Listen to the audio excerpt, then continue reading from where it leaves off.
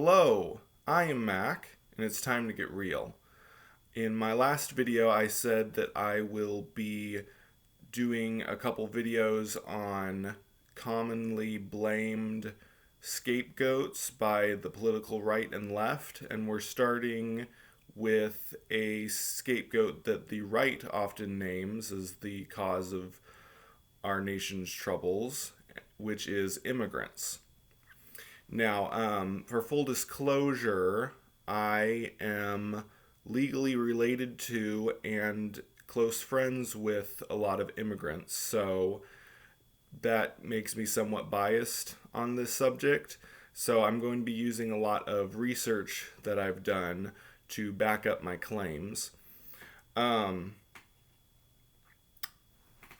you'll hear it often said that the U.S. is a nation of immigrants, and that's very much true.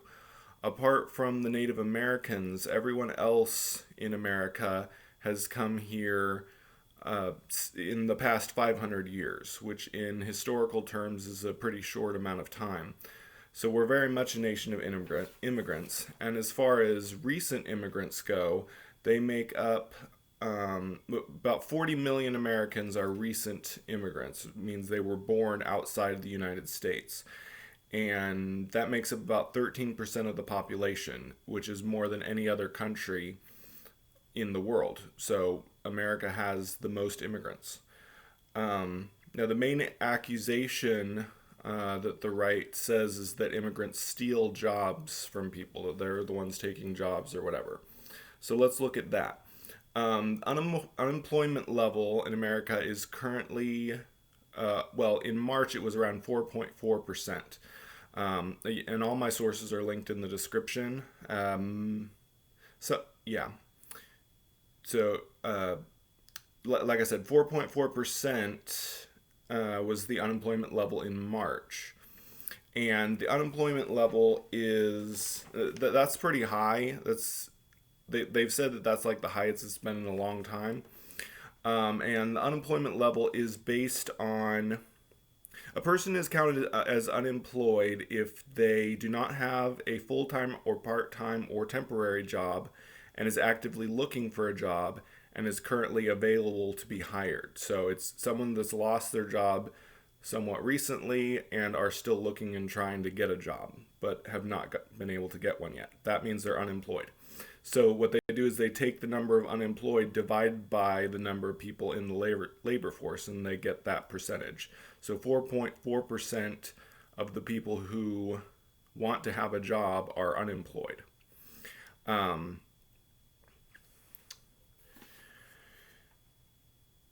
So me personally, I've actually seen a lot of help wanted and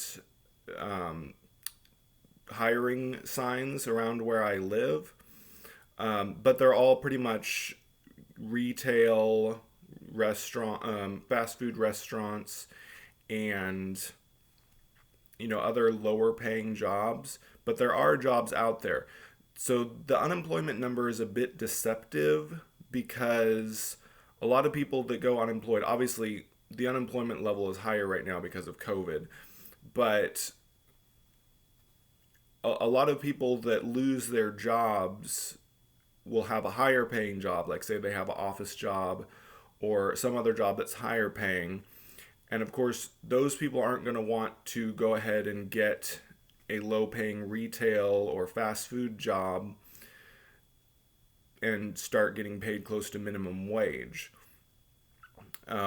Honestly, they can't because their family are probably living in a more expensive house with a mortgage and they wouldn't be able to survive on a low paying job. And so they go on unemployment for as long as they can because they'll get more money that way.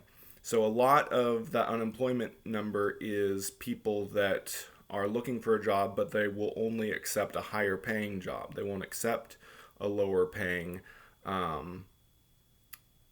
lower paying retail job or other, low paying construction, whatever would be too low for them to survive on. So there are jobs out there. Just because the unemployment rate is high doesn't mean there aren't jobs. There just aren't as many high paying jobs.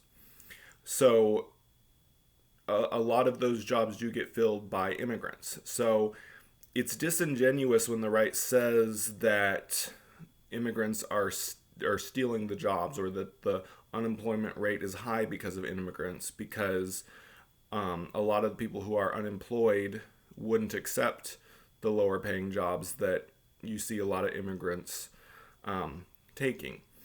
Now,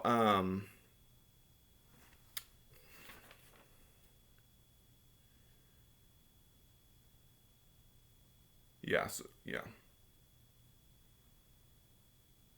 Oh, and okay, so to use one of my sources to back that up, the baby boomer, according to Pew Research, the baby boom generation is heading into retirement around this time. They've started to retire. So between 2015 and 2035, about 18 million jobs in America will become open because of the baby boomer.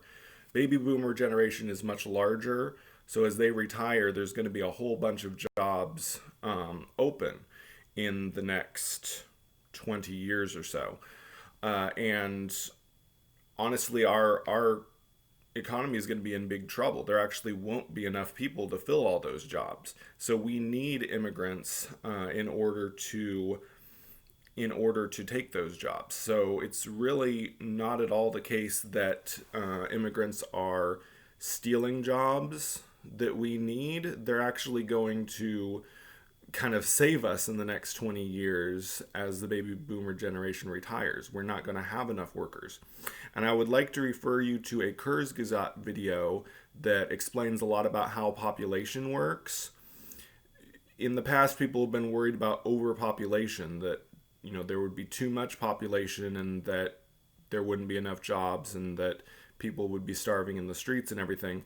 But the way population works, highly developed nations like the United States always reach a point where the population starts to decrease. More specifically, currently America is a level 3 population. You can see what all that means in the Kurzgesagt video.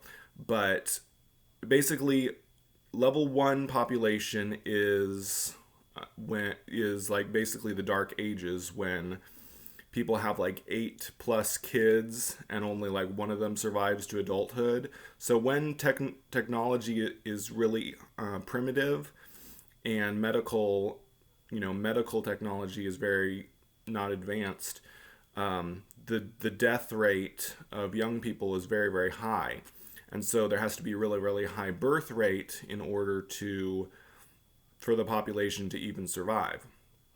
Then at level 2 is like basically the Industrial Revolution, when we start to get more technology and population will start to go up because people are used to having big families, but now we have better medical technology in the Industrial Revolution. So more babies start to survive to adulthood. So families might still be having 8+ kids, but more of them are surviving and not just like one of them.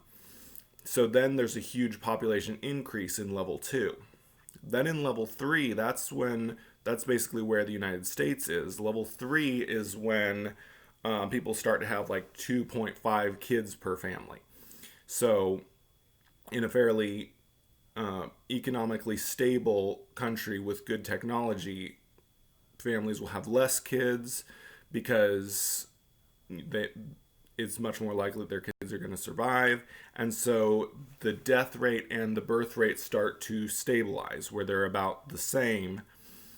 But then eventually we get to level 4. There's only a few countries that are level 4 population.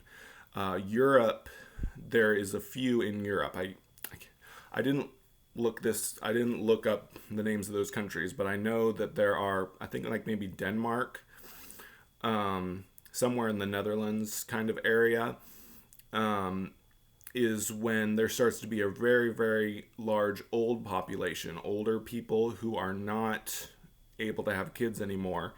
And the death rate, the birth rate goes very, very low. Very, very few people are having kids, and it's just the older people dying. And at that point, the population will start to decrease and there won't be enough people to fill jobs. And so, nations like that, there's very few of them right now, but nations like that will start to get desperate for people to fill the jobs. There's not enough young people to fill them, and there's just a whole lot of older, retired people. So, without immigrants, America will eventually become like that. We'll have too few young people to fill the jobs, and we'll need immigrants. So watch the Kurzgesagt video for more information about how population works. Now, I was researching, I found this very interesting. Out of the past 3 presidents, George W. Bush, Barack Obama, and Donald Trump, who do you think has deported the most immigrants? The answer, believe it or not, is Obama. The Obama administration actually deported more than the Bush administration, and he and Bush both deported more per year than Donald Trump did in his first year as president. So in 2017, the least number of people were deported, less than all of the years in the Obama and Bush administration. So I think it's kind of ironic and maybe hypocritical because Obama, campaigned on, being for immigrants and everything, and he deported the most. And unfortunately, the article I got this from, Pew Research, is from 2019, but they only had 2017 information for Trump. So we only know his first year currently. But that's very hypocritical that the guy who campaigned on we're going to build a wall is the guy that deported the least, which on one hand, that might make him sound like a hypocrite. On the other hand, I'm really glad for that. I'm glad that less immigrants were deported because I'm pro-immigrant, I guess. So I just thought that was funny. I don't know if that makes you like Trump more or less, but I'm not trying to be partisan. I'm just trying to find the truth here. Now, overall, more Americans have positive views of immigration. So 62% of Americans say that immigrants strengthen America. And then 28%, only 28% say that it's a bad thing. So 28% say that they are a burden on the U.S. by taking jobs. So there's some in the middle there. There's some people that are in the middle, like they're not sure. But the majority, 62%, say that immigrants are good. Only 28% are sure that it's bad. They think that they're bad, that they're taking jobs. So that makes me happy. Obviously, more of the people positive are on the left and more of the people negative are on the right. But it makes me happy that a majority of Americans are positive towards immigrants, which, I definitely believe that immigrants are very important to America because we're all immigrants in the past 500 years. And like I said, we're going to need immigrants in order for our nation to survive because as we become a more developed nation, our technology advances, it seems to cause population to go down because people have less kids, older people retire, and there's not enough people to fill the job. So although, and like I explained, it may seem that the unemployment is high, that's because there's not enough high-paying jobs. So we need immigrants to fill a lot of the lower-paying jobs, and there are immigrants that fill higher-paying as well. But either way, we need them in order to survive, and our nation is stronger because of immigrants. So that's me debunking the scapegoat that the right makes out of immigrants. And in my next video tomorrow, I will be doing a scapegoat that the left often points at. So I'm almost out of time. So I have been Mac. Stay safe, stay woke, and get real.